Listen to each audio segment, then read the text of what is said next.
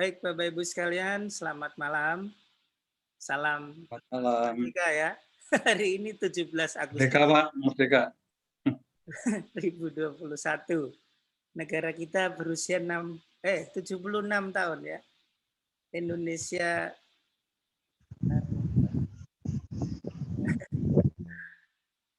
7 apa ini ininya. Aduh. ada Indonesia kok jadi lupa. Indonesia tangguh, Indonesia tumbuh. Indonesia tangguh, Indonesia tumbuh. Baik Bapak Ibu, jumpa lagi di KPKS Irunipus dan malam hari ini Selasa. Dan masih di Kitab Wahyu.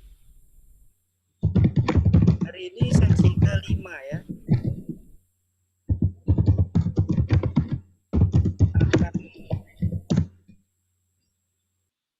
Dibawakan tetap oleh Pak Seto. Hukuman untuk Babel.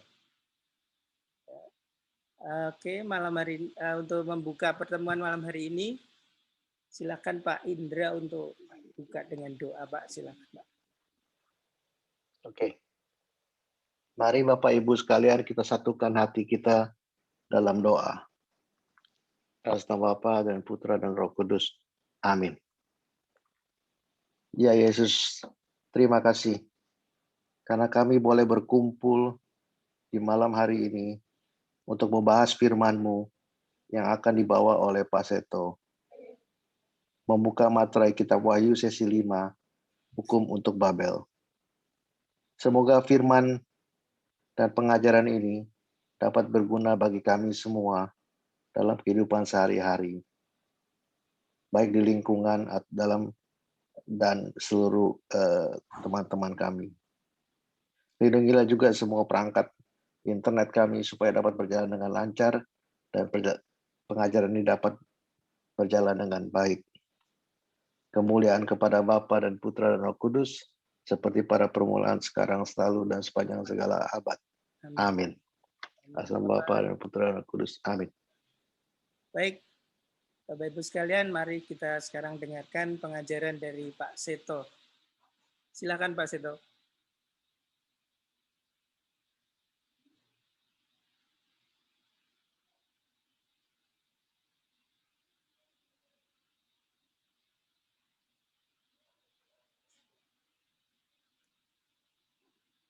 Silakan Pak.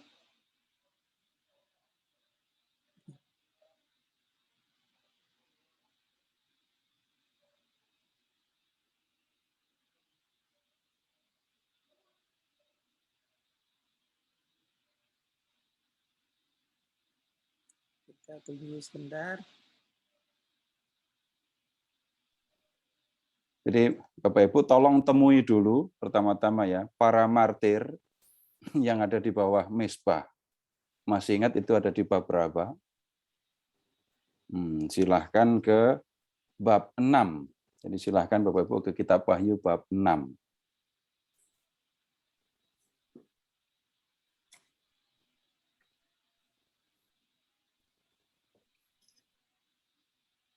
Bab 6, silahkan ke ayat 9. Ya. Dan ketika anak domba itu membuka meterai yang ke-5, aku melihat bahwa di bawah mezbah,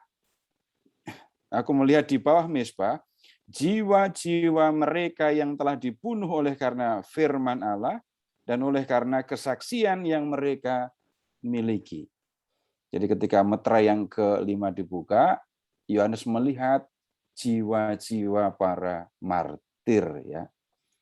Nah, kemudian ayat 10. Mereka berseru dengan suara nyaring, katanya, berapa lamakah lagi, ya penguasa yang kudus dan benar, engkau tidak menghakimi dan tidak membalaskan darah kami kepada mereka yang diam di bumi. Nah, Bapak Ibu yang tolong diamati, ini kan para saksi para martir yang dibunuh. Mereka itu mati bukan karena penyebab biasa. Mereka mati karena dibunuh. Jelas disebutkan di situ. Nah, kemudian para martir ini ya raganya memang mati, tapi jiwanya kan tetap hidup. Lalu mereka bertanya, berapa lamakah lagi ya penguasa yang kudus, engkau tidak menghakimi, lalu tidak membalaskan darah kami kepada mereka yang diam di bumi. Mereka dibunuh karena firman, karena kesaksian tentang Yesus. Dan mereka bertanya, Tuhan, apakah engkau mau diam saja melihat orang-orang yang membunuh kami? Nah, sebenarnya jawaban atas pertanyaan para martir ini disampaikan ketika meterai yang ke-6 dibuka, kehancuran alam semesta. Tapi pertanyaan saya lanjutkan begini, yang membunuh mereka ini siapa? Yang membuat para martir ini mati itu siapa? Nah, Bapak Ibu, jawabannya kan ada di bab 12 dan 13 itu, yang kita lihat di pertemuan yang lalu. Siapa yang bertanggung jawab atas penganiayaan terhadap jemaat? Nah, kita sudah melihat pihak yang pertama bertanggung jawab untuk disebut itu adalah Kaisar sebagai penguasa politik, kan? Dia yang mengambil keputusan untuk melakukan penganiayaan kepada jemaat, dan kemudian dia didukung oleh nabi palsu. Dan kalau di bab 13, Kaisar itu dilambangkan dengan binatang yang keluar dari laut, dan nabi palsu dilambangkan dengan binatang yang keluar dari bumi. Nah, di belakang kedua pihak ini ada naga yang disebut di bab 12. Nah, kemudian apa yang akan dilakukan oleh Tuhan terhadap mereka yang bertanggung jawab atas penganiayaan terhadap jemaat? Apa yang akan dilakukan oleh Tuhan terhadap mereka yang menyebabkan banyak pengikut Yesus tewas, gugur, dibunuh? Nah, kemudian Bapak Ibu, nanti kita akan melihat begini. Di bab 17, yang mula-mula akan menerima tindakan Tuhan, itu adalah tempat kediaman Kaisar, yang praktis menjadi pusat penganiayaan terhadap jemaat itu. Nanti berikutnya, nanti penguasa politik, Kaisar dengan nabi palsu akan mendapatkan hukuman juga. Dan yang akan terakhir menerima penghukuman itu adalah naga atau iblis. Nah, malam ini yang akan kita lihat adalah bagaimana tempat kediaman penguasa atau kaisar itu mendapatkan tindakan dari Tuhan, penghukuman. Nah, sekarang Bapak Ibu, kita ke bab 17. Tapi sebelum lanjut, Bapak Ibu bisa memahami jalan ceritanya kan ya? Dan kalau tidak memahami jalan ceritanya, Bapak Ibu cuma ketemu cerita serem-serem begini, nggak ngerti apa-apa malah nanti. Bukannya senang, tapi malah takut. Jadi ibarat sebuah cerita atau film, Bapak Ibu, kita mulai naik untuk menyaksikan adegan. Dalam sebuah film itu seperti adegan yang klimaksnya itu. Bagaimana jagoan akan menang dan tokoh antagonis akan dikalahkan itu. Bapak Ibu senang film India atau senang film Amerika? Nah, kalau di film India kan seru sekali kalau sudah jagoannya sudah mulai ngamuk itu kan. Nah, kita akan melihat adegan yang seperti itu kalau dibandingkan dengan film ya. Bab 17 kitab Wahyu, kalau mengikuti struktur kitab Wahyu, kita ikut melihat penglihatan yang ke-8, Bapak Ibu. Lalu datanglah seorang dari ketujuh malaikat yang membawa ketujuh cawan itu dan berkata kepadaku, mari ke sini, aku akan menunjukkan kepadamu putusan atas pelacur besar yang duduk di tempat yang banyak airnya. Dengan dia, raja-raja di bumi telah berbuat cabul dan penghuni-penghuni bumi telah mabuk oleh anggur percabulannya. Dan kemudian ayat 3, dalam roh aku dibawa ke padang gurun. Dan aku melihat seorang perempuan duduk di atas seekor binatang yang merah ungu, yang penuh tertulis dengan nama-nama hujat. Binatang itu mempunyai 7 kepala dan 10 tanduk. Dan perempuan itu memakai kain ungu dan kain kirmisi yang dihiasi dengan emas, permata, dan mutiara. Dan di tangannya ada suatu cawan emas penuh dengan segala kekejian dan kenajisan percabulannya. Dan pada dahinya tertulis suatu nama, suatu rahasia, Babel besar, ibu dari wanita-wanita pelacur dan dari kekejian bumi. Dan aku melihat perempuan itu mabuk oleh darah orang-orang kudus dan darah saksi-saksi Yesus. Nah, Bapak Ibu, sekarang kita ini lihat dulu ya, penglihatan yang aneh ini ya. Bapak Ibu, sekarang begini dulu, catatan dulu.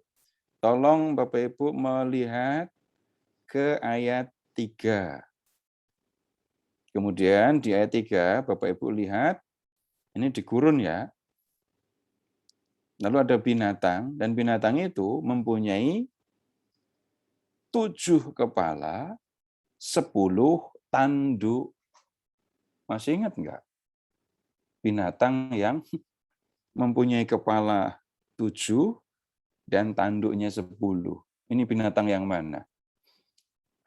Naga, binatang yang keluar dari laut, atau binatang yang keluar dari darat? Oh, harus dibuka kalau begitu. Kalau belum enggak ingat ya dibuka. Enggak ada cara lain. Kalau cuma dikasih tahu percuma. Karena ada di dalam teks kok. Coba Bapak Ibu lihat ke bab 13 tadi.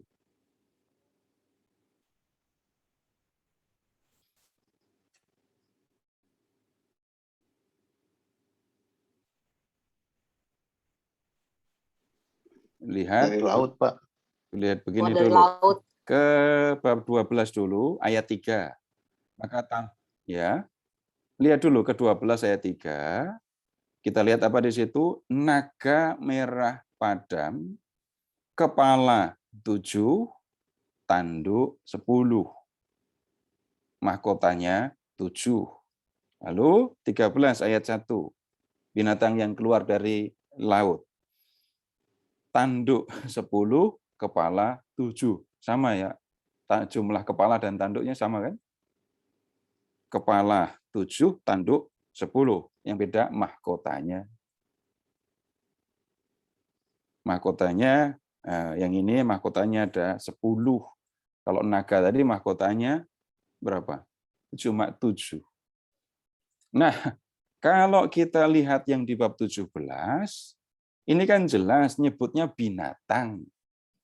Naga itu memang binatang ya, tetapi di bab 12, 13 tidak disebut sebagai binatang, langsung disebut naga.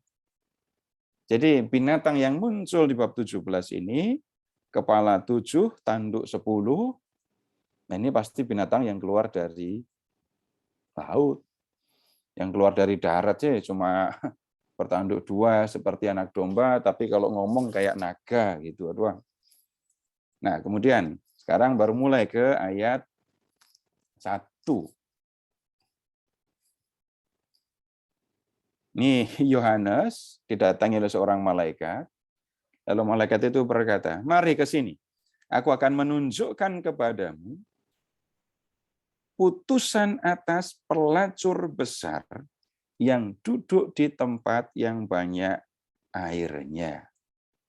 Perhatikan pelacur besar, ya. Kemudian ayat 2, dengan dia raja-raja di bumi telah berbuat cabul dan penghuni-penghuni bumi telah mabuk oleh anggur percabulannya. Jadi pelacur besar itu ya sudah membuat raja-raja di bumi berbuat cabul dan sudah membuat para penghuni bumi mabuk oleh anggur percabulannya. Berikutnya, silahkan Bapak Ibu ke ayat 4. Perempuan itu memakai kain ungu dan kain kirmizi. Kirmizi itu merah warnanya. Jadi perempuan ini mengenakan kain ungu dan kain merah, lalu mewah perhiasannya. Emas, permata, mutiara. Nah, berikutnya lagi. Dia memegang cawan emas, ya. Tapi cawan itu penuh dengan kekejian, penuh dengan hal yang menjijikkan dan kenajisan percabulan. Agak repot kan membayangkan gimana melihat dalam cawan itu ada hal-hal yang menjijikkan dan ada percabulan, kenajisan percabulan. Nah, kemudian ayat 5. Kita diberitahu, dikasih tahu identitas perempuan atau yang disebut pelacur besar itu. Dan pada dahinya tertulis suatu nama, suatu rahasia. Babel besar. Ibu dari wanita-wanita pelacur dan dari kekejian bumi. Nah, kita cari dulu ini identitas perempuan ini. Ada nama karena di dahinya ada tulisan ini kan. Babel besar. Dan Bapak Ibu perhatikan kata Babel. Di perjanjian lama, Bapak Ibu paling jelas bisa melihat Babel itu di Kejadian bab 11. Ketika manusia merancang untuk membuat satu kota dengan menara yang akan mencapai langit. Tapi Babel di perjanjian lama itu sudah nggak ada lagi. Kerajaan Babel yang besar luar biasa itu sudah dikalahkan oleh Persia 536 sebelum Masehi. Jadi Babel sudah tidak ada lagi di zaman perjanjian baru. Tapi kenapa muncul nama Babel di kitab Wahyu? Dan rupanya Bapak Ibu, nama Babel tidak hanya muncul di kitab Wahyu. Di mana kita bisa menemukan nama Babel? Bapak Ibu, tolong membuka surat pertama Petrus. 1 Petrus ya, bab 5. 1 Petrus bab 5.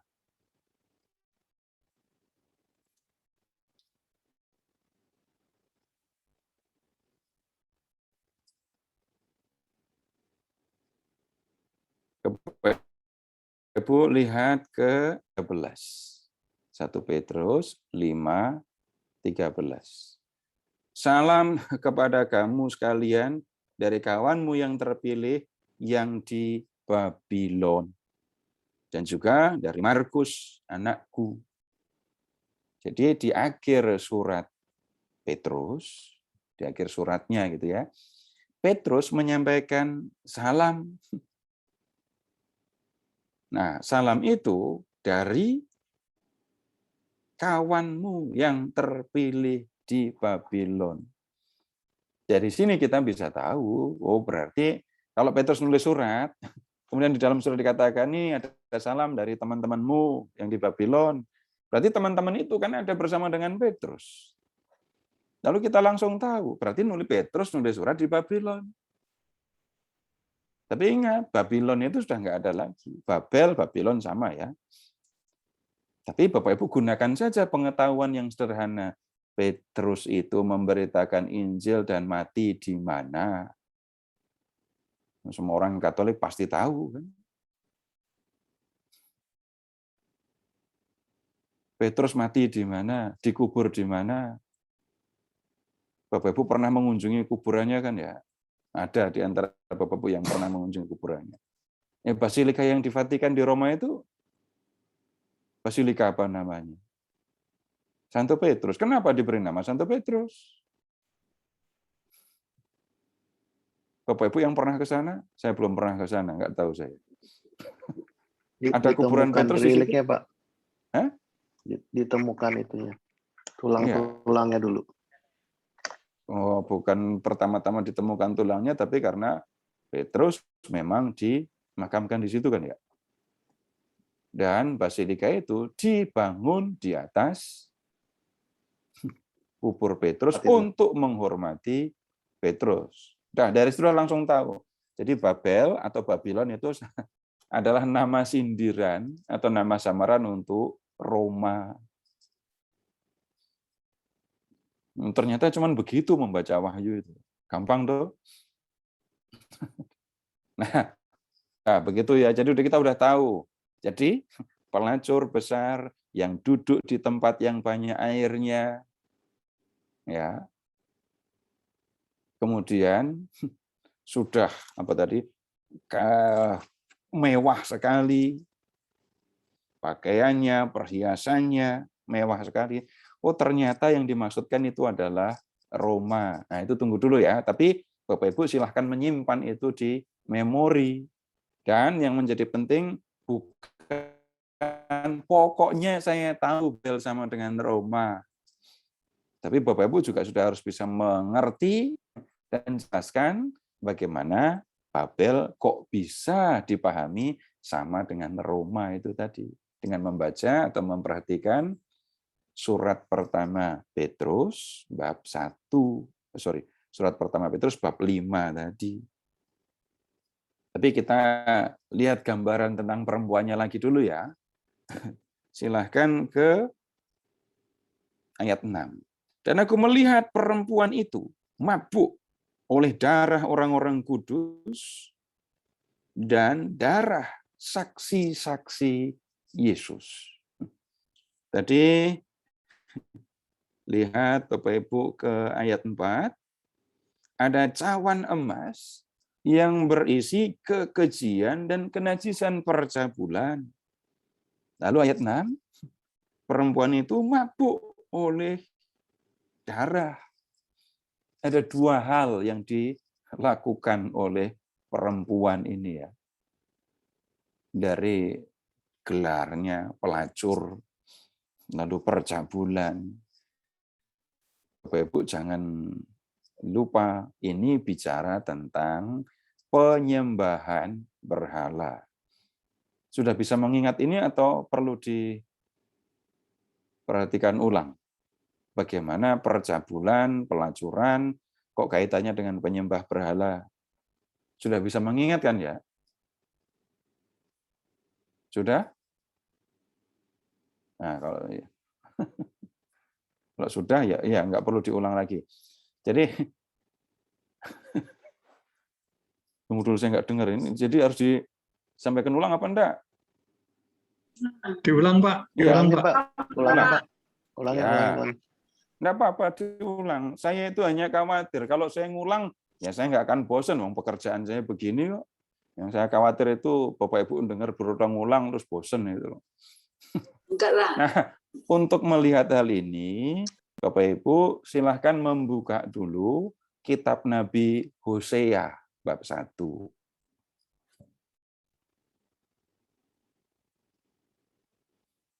Hosea bab 1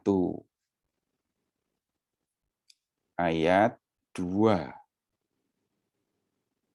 Bacanya harus sampai titik loh ya.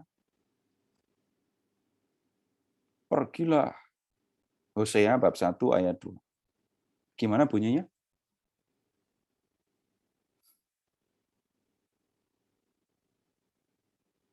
Sudah ketemu kan? Cari kalimat yang mengatakan pergilah. kawinilah perempuan sundal dan peranakkanlah anak-anak sundal, sebab negeri ini sudah bersundal hebat dengan membelakangi Tuhan. Nah, bersundal, ya sundal, pelacur, ya sinonim. Tapi kalau dalam bahasa Jawa, sundal memang lebih parah daripada pelacur, ya. Pelacur yang lebih parah lagi. Nah, Bapak Ibu, tolong amati. Negeri ini bersundal. Mungkin enggak negeri melakukan praktek pelacuran? Nah, gambarannya begini loh. Hosea diminta untuk kawin, memperistri ya seorang perempuan sundal, seorang pelacur. Apa yang khas dari seorang pelacur? Dia mau melayani laki-laki yang mau membayar. Jadi Hosea harus memperistri seorang pelacur. Lalu perempuan itu tidak hanya akan melayani Hosea, tapi juga yang lain-lain. Laki-laki lain lagi.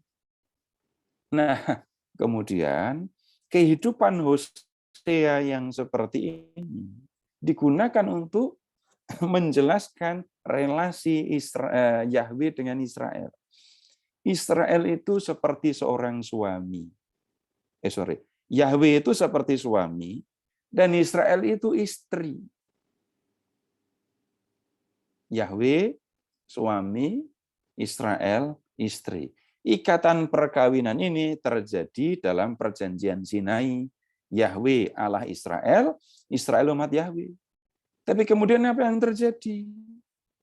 Orang Israel tidak hanya menyembah Yahweh, tetapi juga menyembah dewa-dewi Kanaan. Orang Israel menyembah Moloch, Kamos, kemudian Baal, lalu Asyera, dewa-dewi Kanaan. Nah, perilaku Israel yang menyembah banyak dewa itu di samping Yahweh, itu sama dengan istri Hosea yang pelacur tadi loh. Gomer, pelacur itu, sudah menjadi istri Hosea, tapi masih melayani laki-laki, banyak laki-laki lain. Jadi dari situ Bapak Ibu sebenarnya persundalan, pelacuran, percabulan, perzinahan, lalu digunakan sebagai kiasan untuk menggambarkan penyembahan berhala. Dan mungkin gambaran yang paling berat untuk diterima ya. Itu kalau Bapak Ibu membaca Yehezkiel bab 23. Yehezkiel bab 23. Ini gambaran penyembahan berhala yang sangat mengerikan di mata seorang nabi. Dan kemudian Nabi Yehezkiel menggambarkannya dengan cerita tentang dua kakak beradik yang sama-sama menjadi pelacur. Jadi kalau membaca Yehezkiel 23, kalau membaca bagian depan saja, parah sih ini. Padahal yang dimaksudkan, Ohola itu Samaria, Oholiba itu Yerusalem. Baik Samaria maupun Yerusalem, baik orang Israel maupun orang Yehuda, sama-sama melakukan penyembahan berhala.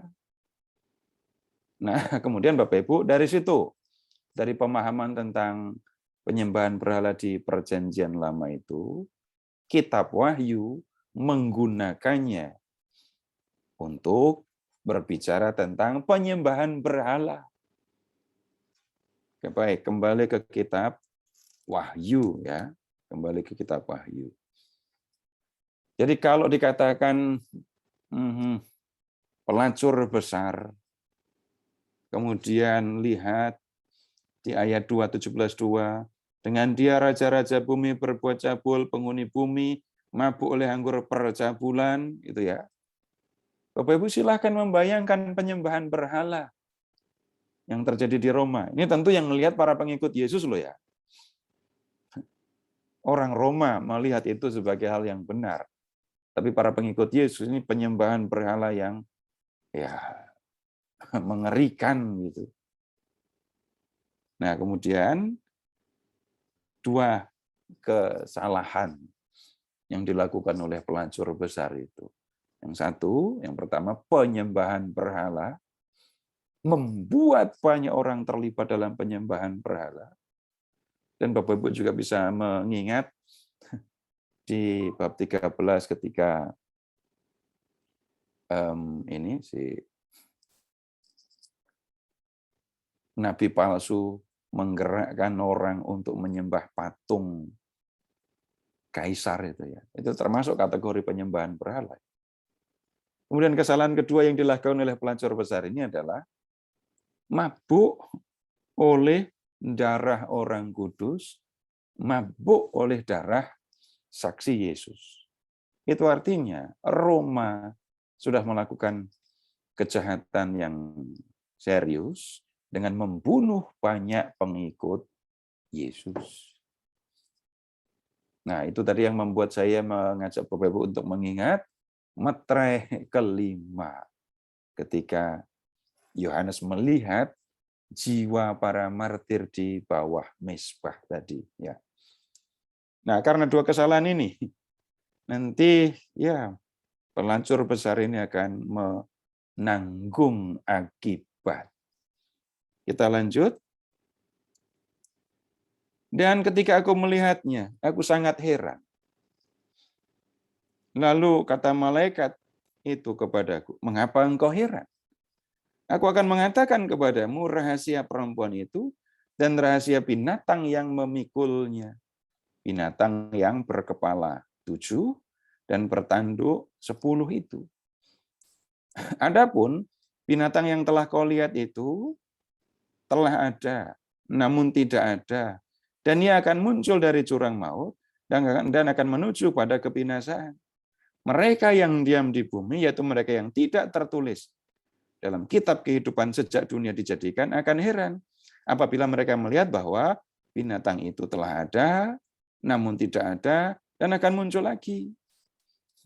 Nah, Bapak Ibu, kalimat-kalimat yang seperti ini juga disampaikan di bab 13 ketika berbicara tentang binatang yang keluar dari laut. Nah, kita sudah melihat pada waktu itu, ini tidak menunjuk kepada nama satu kaisar, tapi bicara tentang kaisar sebagai institusi gitu ya. Walaupun begitu, ya ada indikasi atau petunjuk cerita mengenai kaisar, cerita mengenai seorang kaisar yang muncul di bab 13 dan di sini. Silahkan mengingat nama Nero. Bukan Nero untuk CD burning itu. Bukan perlengkapan atau software komputer. Tapi mungkin yang didengar kalau Nero itu adalah yang membakar sendiri kota Roma, lalu memfitnah jemaat Kristiani sebagai pihak yang bertanggung jawab, lalu mengusir para pengikut Yesus dari Roma. Itu mungkin yang paling dikenal. Tapi ada cerita tentang Nero yang katanya mati, tapi hidup lagi. Dan ini membuat orang pada zaman itu keheranan. Jadi ada cerita yang seperti itu. Dan ini Bapak Ibu, ayat 8 ini tadi sudah cukup bagi kita ya untuk mengidentifikasi. Nah, binatang itu yang dimaksudkan adalah kaisar sebagai institusi tadi ya. Tapi sekali lagi nanti Bapak Ibu jangan mencari nama kaisarnya siapa, keruntuhannya kapan, nggak perlu. Nah, kita lanjut. Sekarang ayat 8. Ayat 11. Dan binatang yang pernah ada dan yang sekarang tidak ada itu sendiri adalah raja ke-8, sudah jelas menunjuk kepada kaisar. Nah, kemudian sekarang silahkan ke ayat 12. Dan ke-10 tanduk yang telah kau lihat itu adalah 10 raja yang belum mulai memerintah. Kayak gini nggak usah dicari. 10 kaisar itu siapa saja, nggak perlu dicari. Yang belum mulai memerintah, tetapi 1 jam lamanya mereka akan menerima kuasa sebagai raja bersama-sama dengan binatang itu. Mereka seia sekata. Kekuatan dan kekuasaan mereka berikan kepada binatang itu. Mereka akan berperang melawan anak domba, tetapi anak domba akan mengalahkan mereka karena ia adalah Tuan di atas segala Tuan dan Raja di atas segala Raja. Mereka bersama-sama dengan dia juga akan menang, yaitu mereka yang terpanggil dan yang telah dipilih dan yang setia. Nah, ini baru nanti muncul kisahnya di bab 19 minggu depan. Nah, kemudian sekarang lihat ke ayat 15. Lalu ia berkata kepadaku, semua air yang telah kau lihat, di mana wanita pelacur itu duduk, adalah segala bangsa dan rakyat banyak, dan kaum dan bahasa. Dan ke-10 tanduk yang telah kau lihat, serta binatang itu, akan membenci pelacur itu. Dan mereka akan membuat dia menjadi sunyi dan telanjang. Dan mereka akan memakan dagingnya dan membakarnya dengan api. Sebab Allah telah menerangi hati mereka untuk melakukan kehendaknya dengan seia sekata dan untuk memberikan pemerintahan mereka kepada binatang itu sampai segala firman Allah digenapi. Dan perempuan yang telah kau lihat itu adalah kota besar yang memerintah atas raja-raja di bumi. Makin jelas kan? Perempuan itu, Babel, adalah kota besar, Roma. Dan lihat kembali ke ayat 16. Perhatikan keadaan pelacur itu. Dia akan dibenci, lalu akan dibuat sunyi dan telanjang. Lalu mereka akan memakan dagingnya dan membakarnya dengan api. Agak repot membayangkan perempuan diperlakukan seperti ini kan. Dibuat sunyi, nggak punya teman, dipermalukan, ditelanjangi, lalu dagingnya dimakan, dibakar dengan api. Kebalik ini harusnya ya, dibakar dengan api, kasih kecap, baru dimakan. Nah, Bapak Ibu ini ya apa yang sebenarnya mau disampaikan? Roma akan hancur. Roma sebagai satu kota ya akan dikalahkan oleh musuh. Kemudian kalau satu kota itu dikalahkan, penduduknya akan diangkut, ditawan, dibuang, dijual sebagai budak. Kota itu akan sepi, nggak ada penghuninya.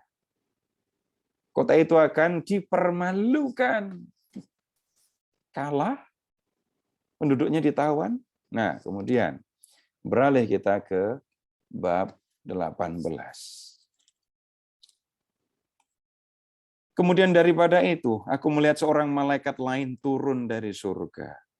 Ia mempunyai kekuasaan besar dan bumi menjadi terang oleh kemuliaannya. Dan ia berseru dengan suara yang kuat. Katanya, sudah rubuh Babel, kota besar itu, dan telah menjadi tempat kediaman roh-roh jahat, dan tempat bersembunyi semua roh najis, dan tempat bersembunyi segala burung yang najis dan yang dibenci. Babel sudah rubuh. Ya, kota ini rubuh, penduduknya enggak ada lagi. Akibatnya apa? roh-roh jahat tinggal di situ. Ini logikanya, pemahamannya sama dengan kalau rumah yang sudah lama nggak dihuni itu. Bapak Ibu tertarik untuk tinggal di rumah kosong yang sudah puluhan tahun tidak dihuni orang? Biasanya orang nggak tertarik. Kenapa? Diyakini di tempat itu banyak hantu, roh-roh jahat. Sekarang silahkan Bapak Ibu membayangkan satu kota kosong, lama. Lalu yang diam di situ ya hanya roh-roh jahat.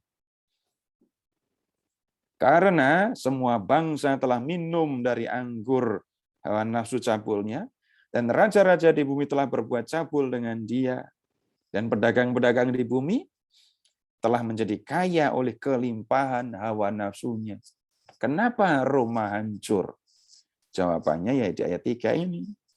Dia sudah membuat penduduk bumi melakukan penyembahan berhala.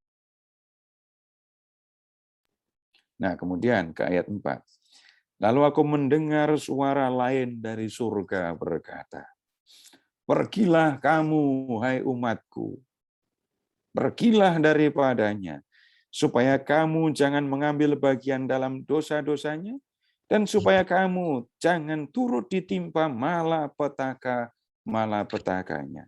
Sebab dosa-dosanya telah bertimbun-timbun sampai ke langit, dan Allah telah mengingat segala kejahatannya." Jadi para pengikut Yesus, anggota gereja yang tinggal di Roma, diminta untuk meninggalkan kota itu supaya tidak ikut terkena malapetaka yang akan menimpanya. Nah, berikutnya. Sekarang silahkan ke ayat 9. Dan raja-raja di bumi yang telah berbuat cabul dan hidup dalam kelimpahan dengan dia akan menangisi dan meratapinya apabila mereka melihat asap api yang membakarnya.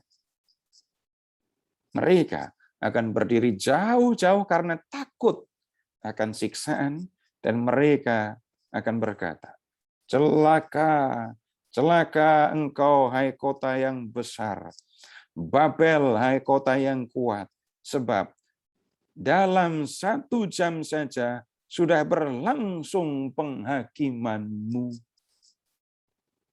Nah, kata penghakiman, menghakimi muncul kan tadi ketika para martir di bawah mezbah mempertanyakan sikap Tuhan. Nah, sekarang begini. Lihat Bapak Ibu, di ayat 9 ini, raja-raja bumi yang selama ini sudah terlibat dengan dalam penyembahan berhala bersama dengan Roma akan meratapi keruntuhan Babel, keruntuhan Roma. Nah, Bapak Ibu, silahkan sekarang mengingat begini dulu. Semenanjung Italia itu ya, bisa membayangkan petanya kan ya. Kemudian perhatikan letak Roma di situ. Jadi Roma, Kekaisaran Romawi ini sebenarnya dikelilingi oleh Laut Tengah kan ya. Dan kemudian ini ibu kota kekaisaran yang sangat kaya. Lalu banyak orang mengambil keuntungan dari Roma, terutama para pedagang. Bapak Ibu bisa melihat kok di sini habis ini komoditi yang diimpor oleh Roma. 11. Dan pedagang-pedagang di bumi menangis dan berkabung karena dia. Sebab tidak ada lagi orang yang membeli barang-barang mereka. Yaitu barang-barang dagangan dari emas dan perak, permata dan mutiara, dari lenan halus dan kain ungu, dari sutra dan kain kirmizi, berbagai jenis barang dari kayu yang harum baunya, berbagai jenis barang dari gading, berbagai jenis barang dari kayu yang mahal, dari tembaga, besi dan pualam, kulit manis dan rempah-rempah, wangi-wangian, mur dan kemenyan, anggur, minyak, tepung halus dan gandum, lembu sapi, domba, kuda, kereta, budak, bahkan nyawa manusia. Bapak Ibu, para pedagang menangisi keruntuhan Roma. Kenapa? Nggak ada yang membeli dagangan mereka lagi. Kekaisaran Roma, khususnya ibu kota Roma, mengimpor banyak barang dari banyak negeri. Dan ini berarti banyak negeri, atau tepatnya banyak pedagang dari banyak negeri, itu mengambil keuntungan, mendapatkan keuntungan dari Roma. Perhatikan komoditas-komoditasnya tadi. Begitu mereka mendengar Roma hancur, ya mereka sedih, nggak bisa dagang lagi. Pasar mereka yang terbesar nggak ada lagi. Dan mereka akan berkata, sudah lenyap buah-buahan yang diingini hatimu, dan segala yang mewah dan indah telah hilang daripada, dan tidak akan ditemukan lagi. Mereka yang memperdagangkan barang-barang itu, yang telah menjadi kaya oleh dia, akan berdiri jauh-jauh karena takut akan siksaannya, sambil menangis dan meratap. Mereka berkata, celaka, celaka kota besar yang berpakaian lenan halus dan kain ungu dan kain kirmizi, dan yang dihiasi dengan emas, permata, dan mutiara. Sebab dalam 1 jam saja kekayaan sebanyak itu sudah binasa. Runtuhnya Roma begitu dahsyat, keruntuhannya ya. Dalam waktu 1 jam hancur, habis semua. Perhatikan yang meratapi. Yang pertama tadi para raja bumi yang tunduk kepada Roma dan ikut menyembah berhala karena Roma. Yang kedua yang meratapi itu adalah para pedagang. Dan yang ketiga, Bapak Ibu lihat ayat 17. Dan setiap nahkoda dan pelayar dan anak-anak kapal dan semua orang yang mata pencahariannya di laut berdiri jauh-jauh dan berseru ketika mereka melihat asap api yang membakarnya. Katanya, kota manakah yang sama dengan kota besar ini? Dan mereka menghamburkan debu ke atas kepala mereka dan berseru sambil menangis dan meratap. Celaka, celaka kota besar yang olehnya semua orang yang mempunyai kapal di laut telah menjadi kaya oleh barangnya yang mahal. Sebab dalam 1 jam saja ia sudah binasa. Ini yang mengalami kerugian berikutnya. Ini ya pemilik kapal yang bertugas untuk membawa barang dagangan dari banyak negeri ke Roma. Runtuhnya Roma membuat kapal-kapal mereka nggak berlayar lagi. Dan mereka sedih. Tapi Bapak Ibu lihat ke ayat 20. Ini para nahkoda mengatakan, ya, bersukacitalah atas dia, hai surga. Hai kamu orang-orang kudus, rasul-rasul dan nabi-nabi. Oleh karena Allah telah menjatuhkan hukuman atas dia karena kamu. Nah, berikutnya Bapak Ibu. Ayat 21. Dan seorang malaikat yang kuat mengangkat sebuah batu sebesar batu kilangan. lalu melemparkannya ke dalam laut. Katanya, demikianlah Babel, kota besar itu, akan dilemparkan dengan keras ke bawah, dan ia tidak akan ditemukan lagi. Batu kilangan, batu giling, untuk giling gandum, atau juga untuk memeras buah zaitun. Yang kecil, Bapak Ibu silahkan membayangkan batu berbentuk lingkaran diameter 30-40 cm. Atas bawah. Yang di bawah diem, yang di atas diputar untuk giling gandum. Itu yang kecil. Yang gede, nah itu diameter 1 meter, besar sekali. Dan Bapak Ibu bisa melihat nanti kalau ke Kapernaum, nah ada di sana. Saya waktu sebelum saya sampai ke Kapernaum, saya udah tahu batu itu, tapi di buku kan. Jadi ketika sampai di Kapernaum, ya itu yang saya cari.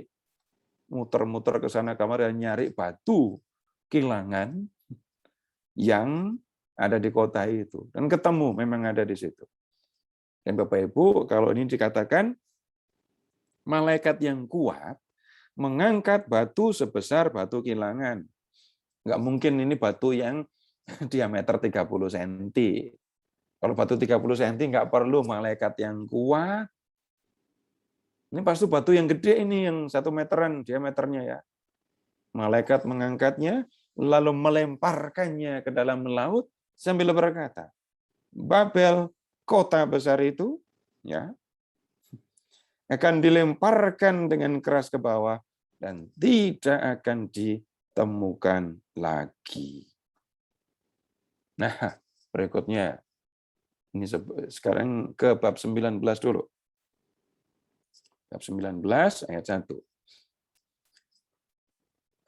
Oh, atau sebelum lanjut ke bab 19, Bapak Ibu, silahkan dulu kalau ada yang perlu ditanyakan, kalau ada yang perlu diklarifikasi. Ini udah hampir 1 jam soalnya. Silahkan Bapak Ibu. Bapak Ibu yang harus diingat, ini penglihatan ya, bukan sejarah. Jadi ingat kembali, yang bertanggung jawab atas penganiayaan jemaat. Ada kaisar, nabi palsu, dan ada iblis. Kaisar berkedudukan di Roma kan ya. Dan Yohanes melihat Roma akan hancur. Roma akan runtuh. Ini sudah penglihatan yang bisa dikatakan sangat serius kalau diucapkan. Kota yang begitu besar oleh Yohanes dikatakan akan runtuh. Tempat atau pusat orang-orang yang menganiaya jemaat akan dihancurkan oleh Tuhan. Nah, silahkan.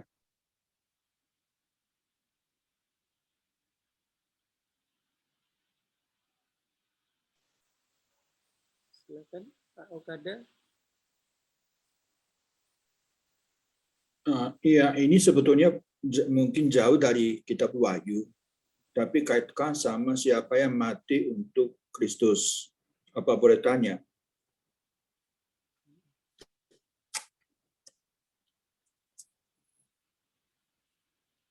Boleh. Ya, silahkan saja. Silahkan. Di Matius 2 ayat 16. Pembunuhan anak-anak di Bethlehem. Ini kan lahirnya Yesus, di belakangnya ratusan anak yang dibunuh. Apa mereka jadi naik ke surga atau hanya karena mereka hanya jadi kurban seperti kambing domba? Karena saya lihat tidak ada penjelasan. Itu Pak. Maaf, mungkin agak jauh dari Wahyu ya, tapi agak sedikit ganjaran saya. Baik, ini ya saya juga akan menjawabnya sedikit saja karena saya tahunya sedikit, Pak. Kalau di dalam gereja Katolik, Pak, ini anak-anak yang dibunuh di Yerusalem, di Bethlehem itu dihargai, dihormati sebagai martir, Pak. Dan itu berarti sudah langsung tahu kan, kalau mereka dipandang sebagai martir, kematian mereka memiliki makna, memiliki arti di hadapan Yesus. Jadi, tunggu, saya tidak bisa mengingat tanggalnya, tetapi ada waktu khusus untuk menghormati mereka bahkan. Jadi ada tanggal atau hari khusus untuk menghormati para martir yang dibunuh ketika Yesus masih kanak-kanak itu. Ya, begitu, Pak. Terima kasih, Pak.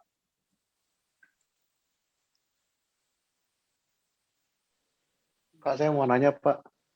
Ya, silakan, Pak. Kan minggu lalu Pak Seto bilang seperti apa ya, bacaan yang ada di kitab Wahyu bab 12-13 itu dipakai untuk bacaan pertama pada saat minggu kemarin ya, Santa Maria diangkat ke surga ya. Kenapa ya, Pak? Padahal kan itu kan perempuan yang melahirkan itu kan bukan Maria.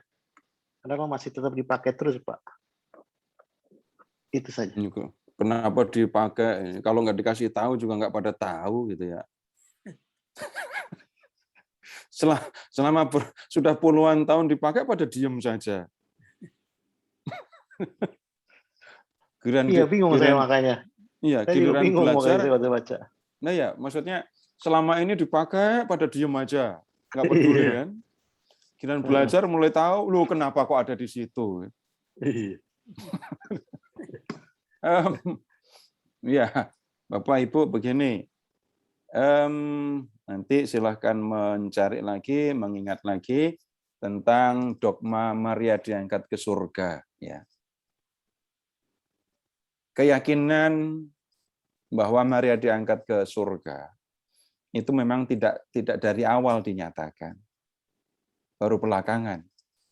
Baru abad 20 ada dogma tentang Maria diangkat ke surga. Nah, kemudian bagaimana menggambarkan Maria yang ada di surga? Kemudian dicarilah teks yang memadai, ketemunya Wahyu bab 12. Nah, tidak bisa Bapak Ibu membaca detail lalu mengenakannya kepada Maria. Saya sudah sampaikan kepada Bapak Ibu. Nggak tega kan ngelihatnya. Masa Maria kayak gitu. Tapi di bagian itu yang tolong diamati, yang tolong diingat adalah seorang perempuan yang mulia. Perhatikan, berselubungkan matahari, bulan di bawah kakinya. Kemuliaan kan? Dan wanita ini punya jasa besar dalam karya penyelamatan, yaitu melahirkan Mesias. Nah, dibalik, perempuan besar yang punya jasa besar melahirkan Mesias. Dia diangkat ke surga dan menerima kemuliaan. Begitu membacanya, Pak. Ya, jadi ya Pak, makanya dipotong juga di situ ya. Nah, Bapak akan ketemu potongan-potongan itu. Iya, betul. Oke, nanti. Thank you, Pak. Ya. Enggak usah Bapak Ibu kemudian bingung, wah ini enggak sesuai dengan Alkitab. Wah ini Alkitab ayatnya dipotong-potong. Ya memang hanya orang Katolik yang percaya Maria diangkat ke surga. Jangankan Maria diangkat ke surga, yang lain-lain tentang Maria seolah-olah perannya diabaikan oleh orang lain. Orang yang sama yang membaca Alkitab menemukan sosok Maria di sana-sini, ya jelas melihat peran Maria, itu bisa loh mengabaikan peran Maria. Seolah Maria nggak punya peran apa-apa. Tapi sebaliknya di dalam gereja Katolik, peran Maria sangat diperhatikan, dan karena perannya yang istimewa itu, gereja Katolik percaya Bunda Maria mendapatkan tempat yang istimewa di hadapan Allah. Begitu, Pak.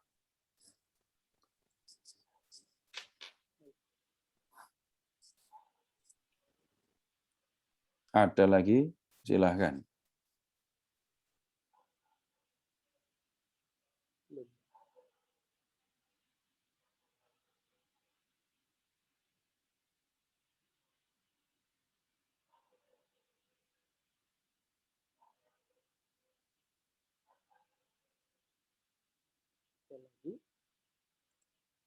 Udah, enggak ada. Baik, kalau tidak ada ya lanjut. Ya, sekarang silahkan ke bab 19 sekarang.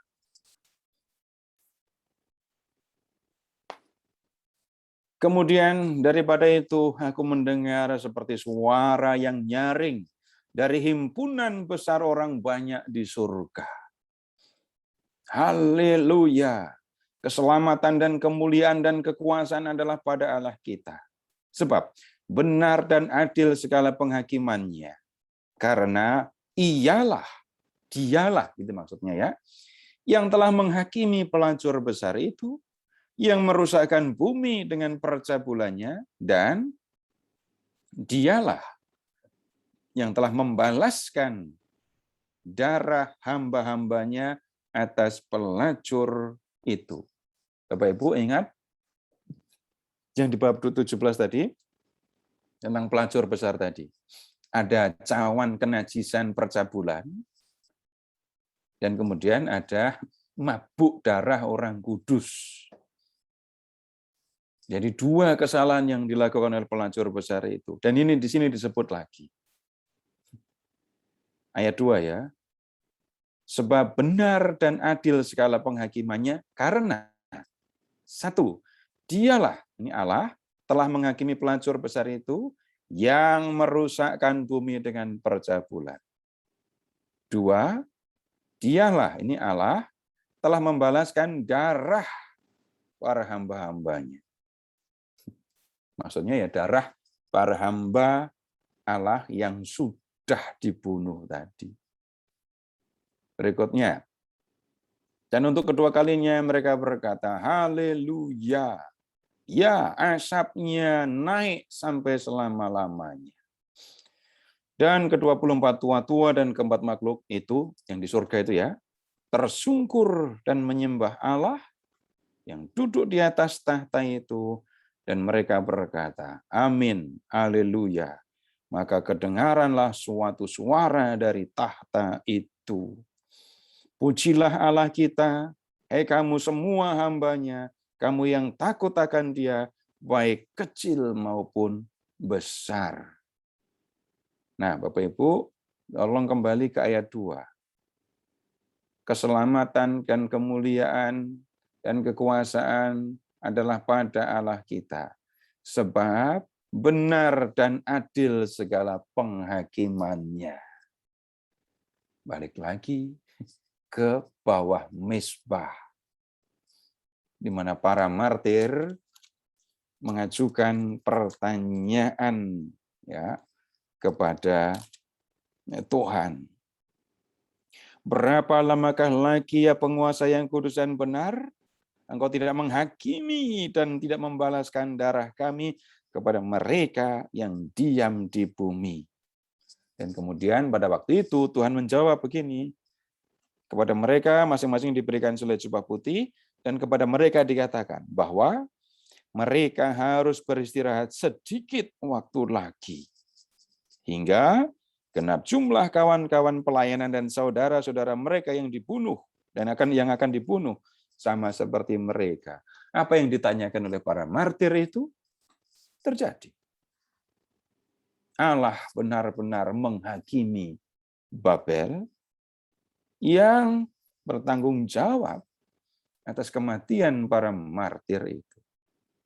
Nah, ketika melihat kota Roma, Babel besar, pelacur besar itu runtuh, Bapak Ibu, ada seruan meriah, lagu sukacita di surga. Yang dipuji itu adalah Allah yang benar dan adil dalam penghakiman. Loh, adil bagaimana? Umatnya yang setia kepadanya akan diselamatkan, yang bertanggung jawab atas penganiayaan terhadap jemaat akan menerima hukuman. Lanjut ke ayat 6. Lalu aku mendengar seperti suara himpunan besar orang banyak, seperti desau air bah dan seperti deru guruh yang hebat. Katanya, haleluya, karena Tuhan Allah kita yang Maha Kuasa telah menjadi Raja. Marilah kita bersukacita dan bersorak-sorai memuliakan Dia. Karena hari perkawinan anak domba telah tiba dan pengantinnya telah siap sedia. Dan kepadanya dikaruniakan supaya memakai kain linan halus yang berkilau-kilauan, yang putih, bersih. Terus ada keterangan itu ya. Linan halus adalah perbuatan-perbuatan benar dari orang-orang kudus. Lalu ia berkata kepadaku, tuliskanlah. Berbahagialah mereka yang diundang ke perjamuan kawin anak domba. Katanya lagi kepadaku, perkataan ini adalah benar, perkataan-perkataan dari Allah. Maka tersungkurlah aku di depan kakinya untuk menyembah Dia. Tetapi ia berkata kepadaku, jangan berbuat demikian. Aku adalah hamba sama dengan engkau dan saudara-saudaramu yang telah memiliki kesaksian Yesus. Sembahlah Allah karena kesaksian Yesus adalah roh nubuat. Nah, sekarang Bapak Ibu, ini lihat tentang ini perkawinan, perjamuan kawin. Bapak Ibu, silahkan mengingat yang gampang saja. Sepanjang hidup Bapak Ibu, ya hitungan wajar ya. Pesta apa yang Bapak Ibu paling persiapkan? Pesta apa yang dipersiapkan dengan sangat baik? Bukan ulang tahun, Perkawinan. pesta perkawinan. Karena nanti kalau mau ditanya lebih lanjut, anggarannya yang paling besar pesta mana? Sama juga kan? Dan suasana yang paling menyenangkan, ya itu juga. Sekali lagi saya mengatakan dalam situasi normal loh ya. Nah, kemudian kalau rupanya di zaman kuno juga seperti itu Bapak Ibu. Pesta perkawinan itu adalah pesta yang paling meriah, pesta yang paling besar. Kegembiraannya juga paling besar. Orang datang, makan, minum, joget, gitu ya. Kalau ada suasana kegembiraan, nah, suasana gembira dalam pesta perkawinan itu, Bapak Ibu, yang digunakan di sini untuk menggambarkan ya, kebahagiaan di surga. Di surga itu orang akan senang. Senangnya kayak apa? Senangnya seperti apa? Seperti suasana pesta perkawinan. Nah, begitu maksudnya. Jadi nggak usah memikirkan anak domba melakukan upacara, melakukan pesta perkawinan. Kemudian pengantinnya, kalau anak dombanya itu mempelai laki-laki, pengantin perempuannya siapa? Anak domba betina gitu. Enggak ketemu. Nah, sekarang Bapak Ibu mengingat juga begini saja. Hidup kekal. Hidup kekal. Kehidupan kekal, surga, kerajaan Allah, itu sebenarnya hanya gambaran untuk mengatakan begini. Yang disebut hidup kekal, itu sama dengan hidup bersama dengan Yesus, bersama dengan Bapa. Kalau Bapak Ibu membaca Yohanes 17 ayat 3, Bapak Ibu akan menemukan kalimat ini. Inilah ya hidup yang kekal itu, yaitu bahwa mereka mengenal Engkau satu-satunya Allah yang benar, dan mengenal Yesus Kristus yang telah Kau utus. mengenalnya itu bukan kenalan tahu nama alamat, tapi hidup bersama dengan Yesus. Itu yang disebut hidup kekal. Nah, kalau di Injil Yohanes juga, Bapak Ibu gambaran yang lebih mencolok, lebih gampang dimengerti ya. Sebentar lagi aku akan pergi, aku akan kembali ke rumah Bapakku. Ngapain? Di rumah Bapakku ada banyak kamar. Aku pergi ke sana untuk menyiapkan kamar-kamar bagimu. Nanti kalau semua kamar itu sudah siap, aku akan kembali menjemput kamu, membawa kamu ke rumah Bapakku. Supaya apa? Di tempat di mana aku berada, di situ pun kamu berada. Itu kata-kata Yesus kepada murid-muridnya. Hidup kekal itu sama dengan hidup bersama dengan Kristus. Nah, gambarannya tinggal di rumah Bapa bersama dengan Kristus. Nah, di sini Bapak Ibu perhatikan saja perkawinan anak domba dengan pengantinnya, mempelai perempuannya. Mempelai perempuannya siapa? Para anggota jemaat yang setia kepada Yesus sampai mati. Mereka akan tinggal bersama dengan Yesus, bersatu dengan Yesus dalam kehidupan surgawi. Jadi kita lihat sekarang secara menyeluruh ayat 6 itu tadi. Ada ini himpunan orang besar di surga mengatakan, Tuhan Allah kita yang Maha Kuasa telah menjadi Raja. Nah, Allah sudah menunjukkan kekuasaannya. Dan kemudian orang-orang yang setia kepadanya akan tinggal bersama dengan Kristus di dalam tempat kediamannya yang abadi. Lihat ke ayat 8. Mereka berpakaian lenan halus, berkilau-kilauan, putih, bersih. Lalu keterangan yang ada di dalam kurung persegi boleh diambil, perbuatan benar orang kudus. Mereka yang hidup di dunia setia kepada Yesus, ya, akan tinggal bersama dengan Dia dalam kemuliaan yang abadi. Baik, Bapak Ibu, ini isi teksnya ya. Kalau masih ada yang mau ditanyakan, silahkan.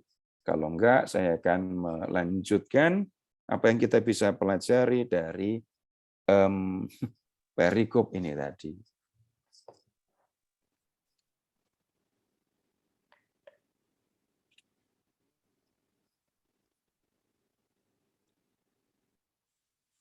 Mau bertanya? Kalau nggak ada, nggak apa-apa kok. Yang penting mengerti loh ya. Saya tidak mengharapkan Bapak Ibu mengerti detail segala sesuatu. Enggak. Kalau bisa sih syukur. Tapi saya tidak berharap Bapak Ibu sampai ke level itu. Tapi yang menjadi penting adalah Bapak Ibu paham jalan ceritanya, buat saya itu sudah suatu kegembiraan buat saya. Tahu jalan ceritanya, berarti Bapak Ibu tahu kitab ini bukan kitab yang menakutkan, tapi menyenangkan. Bapak Ibu kalau nonton film, kalau musuh sudah mulai dikalahkan, sudah mulai tenang kan nontonnya? Ketegangan sudah berkurang kan? Nah, seperti itu yang sedang terjadi. Mas Seto, kalau saya boleh bertanya? Iya, silahkan. Itu mengenai kota Roma.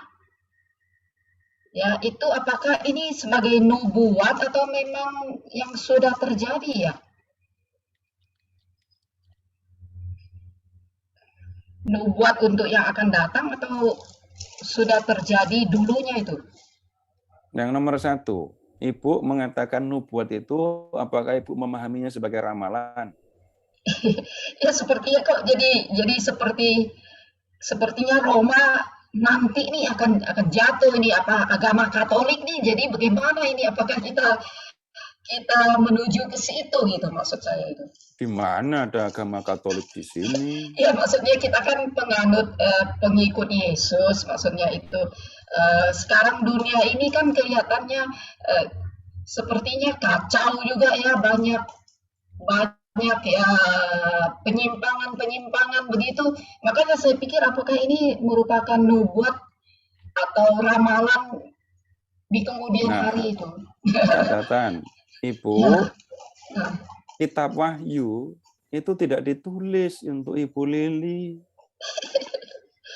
Kitab Wahyu tidak ditulis untuk jemaat sekarang. Masih ingat?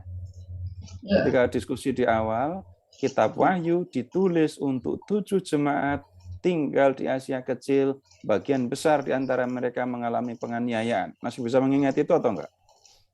Ya tahu sih ya, ingatkan. Ya itu harus dipegang. Jangan membiarkan pikiran ini kemana-mana. Ini karena ada Roma, karena ada Roma, terus mikirnya gereja Katolik Roma.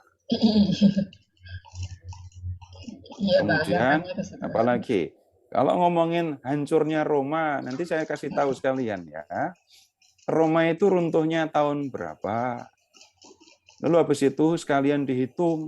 Ini orang-orang yang meramal itu ya. Roma itu runtuhnya tahun berapa? Lalu nanti dicari-cari. Akhir zaman akan datang kapan? Catatan yang sangat serius itu adalah nubuat tidak sama dengan ramalan. Ya, tidak sama. Nubuat itu semua kata-kata yang diucapkan oleh Nabi sebagai utusan Allah. Itu nubuat. Kalau meramal, tunggu dulu. Nanti jangan-jangan nabi-nabi itu dianggap sebagai peramal malah. Saya termasuk yang nggak bisa menerima nabi dianggap sebagai peramal. Tugas nabi menyampaikan firman Allah. Ya.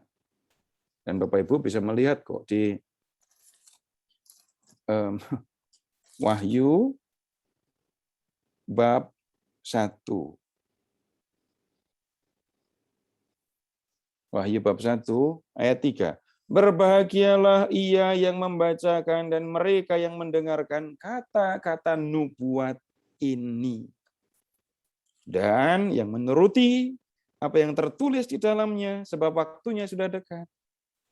Mendengarkan kata-kata nubuat dan menuruti yang tertulis. Nah, nubuat ini bukan ramalan. Apa yang dikatakan oleh Allah lewat Yohanes, itu nubuat. Apa yang dikatakan oleh Allah melalui nabi, itu nubuat. Nah, kemudian sekarang begini, kalau membaca ini tadi, sekali lagi Bapak Ibu, tolong pikirannya, jangan dibiarkan entah kemana. Mungkin Bapak Ibu pernah mendengar orang menggunakan kitab Wahyu ini untuk ngomong aneh-aneh. Nanti termasuk akan mengatakan yang pernah saya sampaikan, angka 666 itu sama dengan Sri Paus. Iya, betul. Bingung. Karena apa kok bingung? Ya, yang membuat orang bingung itu karena yang ngomong itu tadi yang mungkin pernah Ibu dengarkan, bahkan nggak ngerti yang dibaca itu apa. Membaca kitab Wahyu sebagai buku ramalan itu adalah kekeliruan yang sangat serius. Kitab Wahyu itu penghiburan. Untuk siapa? Untuk jemaat abad pertama yang dianiaya karena mengikuti Yesus.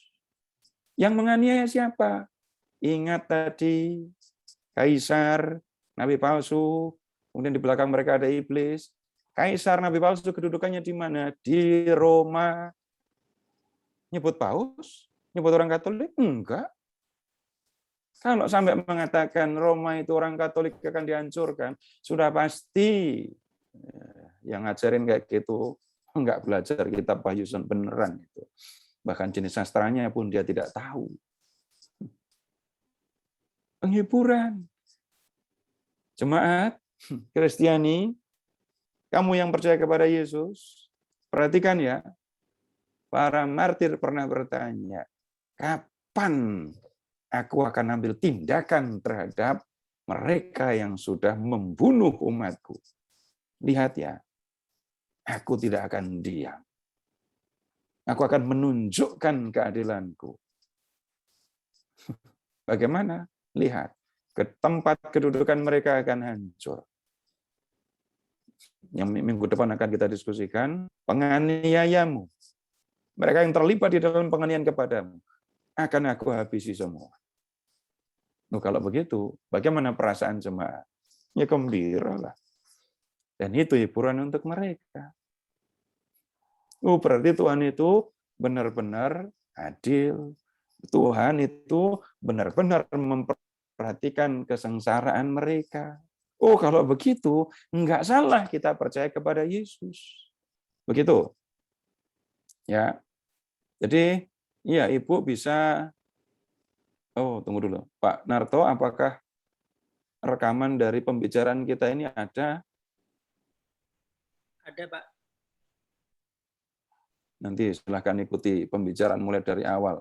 Bapak, Ibu yang join belakangan, tersedia rekamannya dari awal, supaya kita membacanya itu lebih gampang dan lebih menyenangkan. Kalau Bapak Ibu ketemu orang-orang yang memperlakukan kitab Wahyu sebagai ramalan, ya mau dengerin ya syukur, tapi ya tolong jangan bingung. Karena apa? Kebingungan itu karena bahkan yang ngomong itu nggak ngerti yang sedang dibaca itu apa. Pelacur besar yang duduk di tempat yang banyak airnya, kok bisa ngomong itu gereja Katolik Roma, coba. Memangnya kitab Wahyu ditulis untuk gereja-gereja lain. Lalu gereja-gereja lain dikasih tahu gereja Katolik Roma akan hancur gitu. Ngaco kan? Ngaco. Tanggapan mereka emang begitu, Pak Seto. Kacau memang kacau, tapi ya gimana? Sering dengar begitu sih. Nah, Ibu tolong perhatikan kalimat yang ucapkan. Tolong perhatikan kalimat yang Ibu ucapkan. Ya gimana? Karena itu yang sering saya dengarkan. Berarti sudah tahu kan masalah ada di mana? Karena sering mendengarkan itu, Ibu memandang itu sebagai pemahaman yang benar, tapi kemudian Ibu bingung. Kalau mau nggak bingung, Ibu diarahkan pindah ke gereja sana, nanti nggak bingung lagi. Bukan gitu maksudnya Pak Seto. Tunggu dulu. Kita mau meng-clearkan gitu, tapi ya belum mengerti gitu clearkannya itu. Tunggu dulu Ibu, saya belum selesai bicara. Ya. Yang mereka harapkan ujungnya apa? Ibu pindah ke sana kan? Ya, mungkin begitu ya. Tidak iyalah, mau apa lagi? Katolik itu sesat yang katanya kan. Katolik sesat katanya kan gitu. Nah, kalau sudah dibilang Katolik sesat, yang diharapkan apa? Pasti nggak ada lain.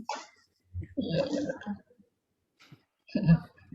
Padahal yang sesat siapa, yang salah siapa? Kalau di gereja Katolik, Bapak Ibu, kalau Bapak Ibu ragu dengan gereja Katolik, aneh. Karena apa?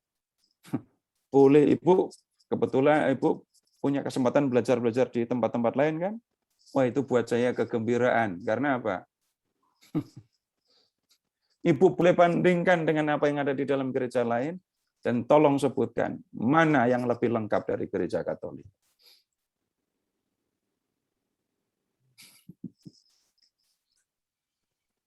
Yang ini contoh yang kita sedang lihat.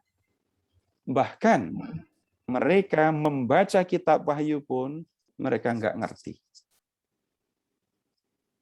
Kitab penghiburan sastra apokaliptik ini dianggap sebagai buku ramalan. Salah kan? Salah. Tapi bayangkan itu disampaikan kepada banyak orang. Dan kemudian kalau orang tidak waspada, tidak belajar, maka yang ada adalah orang akan tertarik kepada yang salah itu. Jadi ibu, bukan saya nyuruh ibu pindah, bukan, saya katakan yang diharapkan oleh mereka, yaitu kalau saya nggak akan pernah berpikir begitu. Selalu sama yang saya sampaikan, Bapak Ibu, sebagai orang Katolik, pelajari apa yang diyakini oleh Gereja Katolik. Begitu Bu ya, jangan tersinggung, saya bercanda kok. Enggak tersinggung, itu emang begitu. Maksudnya ya hidup mati Katolik, hidup mati Katolik. Cuma itu orang sering seperti menyerang gitu loh, menyerang Gereja Katolik.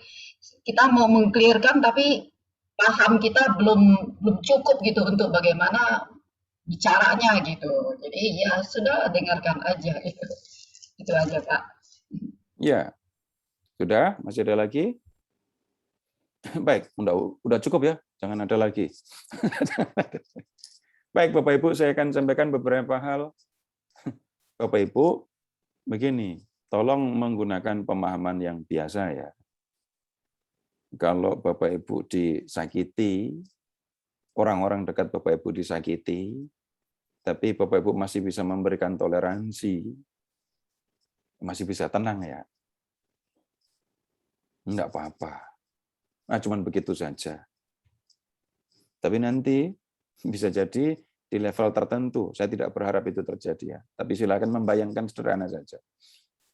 Seandainya orang-orang dekat Bapak Ibu itu dianiaya, dibunuh, gitu ya, masih bisa tenang Bapak Ibu? Enggak akan tenang. Kalaupun pada waktu itu Bapak Ibu berdoa, doanya bagaimana? Tuhan, saya sudah mendapat perlakuan seperti ini. Dan Tuhan, apakah Engkau akan membiarkan kami mendapat perlakuan seperti ini, sementara mereka, orang-orang yang sudah membunuh orang-orang dekat saya itu, akan bebas tenang-tenang saja. Nah, Bapak Ibu, suasana gereja yang mendapatkan kiriman kitab Wahyu kurang lebih seperti itu. Mereka berharap Tuhan akan ambil tindakan. Dan kemudian begini, saya tidak akan mengatakan soal benar atau salah dalam hal ini ya. Tapi kalau kita melihat yang ilustrasi yang saya sampaikan, saudara dekat, orang dekat saya disakiti, dibunuh, itu yang bereaksi pertama kan hati, yang tidak bisa menerima, yang akan marah, yang akan jengkel. Dan kemarahan itu muncul justru karena saya benar-benar mengasihi orang itu kan. Kalau saya sudah tidak mengasihi orang itu, lalu ada yang membunuh dia, saya nggak akan sedih. Nggak perlu saya repot-repot bunuh. Nah, untung malah sudah ada orang lain yang membunuh. Begitu kalau saya tidak sayang sama orang itu. Nah, kalau kita melihat para pengikut Yesus sedih karena saudara-saudara mereka dibunuh. Dan mereka teriak kepada Tuhan. Dan kemudian Tuhan menunjukkan keadilannya. Bapak Ibu silahkan amati. Para anggota jemaat itu menyebutnya kalau pakai bahasa gereja ya, sehati, seperasaan. Ada saudara yang sedih, kita ikut bersedih. Ada orang saudara yang dianiaya, kita ikut merasakan kesedihan itu. Dan kemudian kita percaya juga, nah kalau kita menemukan Allah yang membalas ini tadi ya, Tuhan mengerti apa yang kita alami.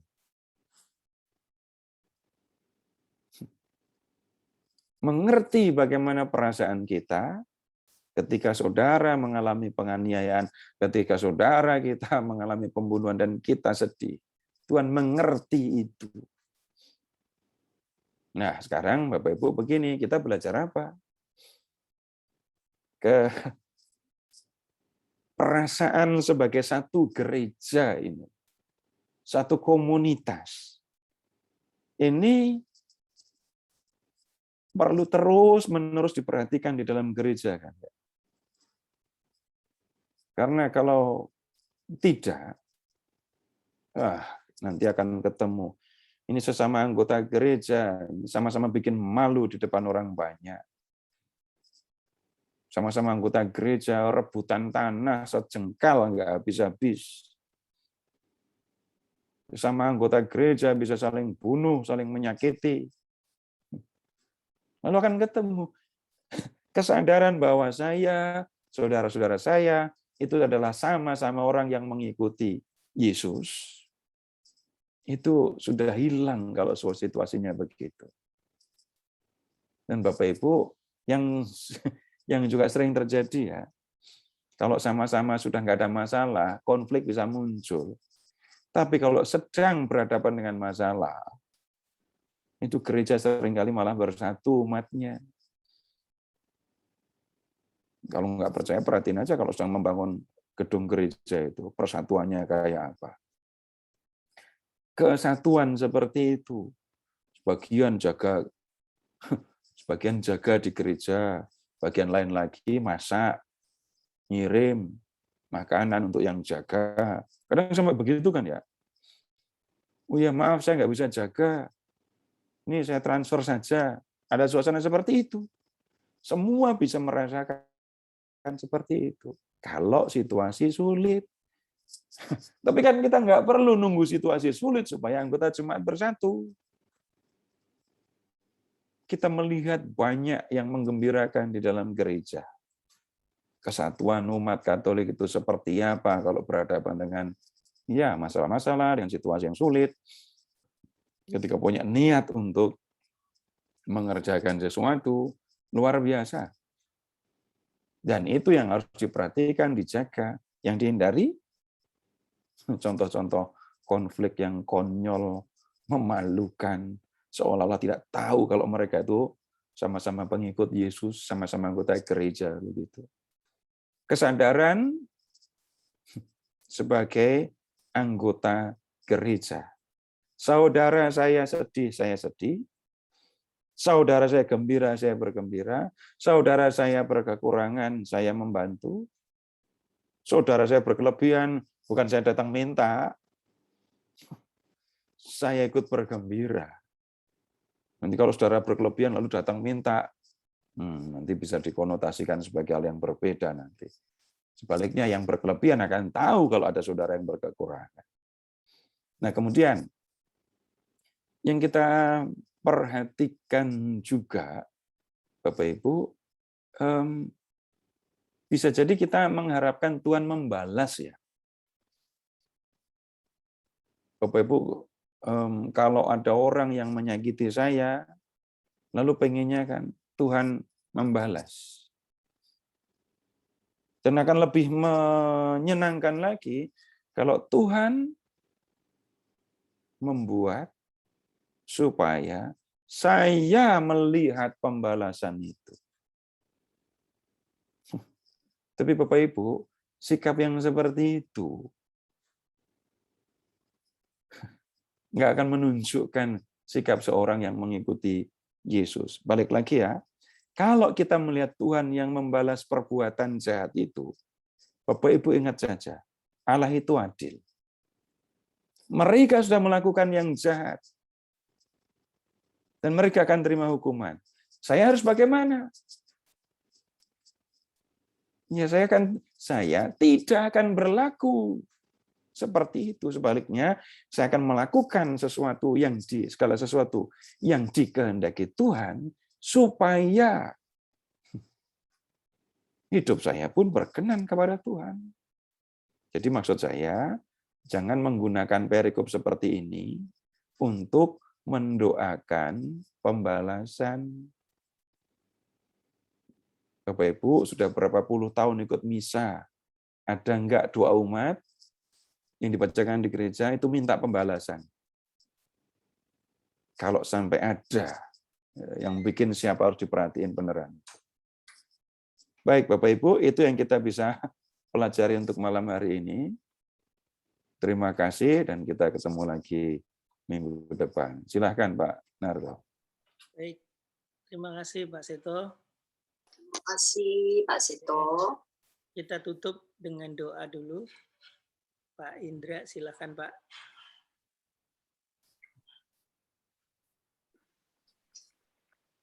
Oke, Bapak Ibu sekalian, mari kita satukan hati kita dalam doa. Demi nama Bapa dan Putra dan Roh Kudus. Amin.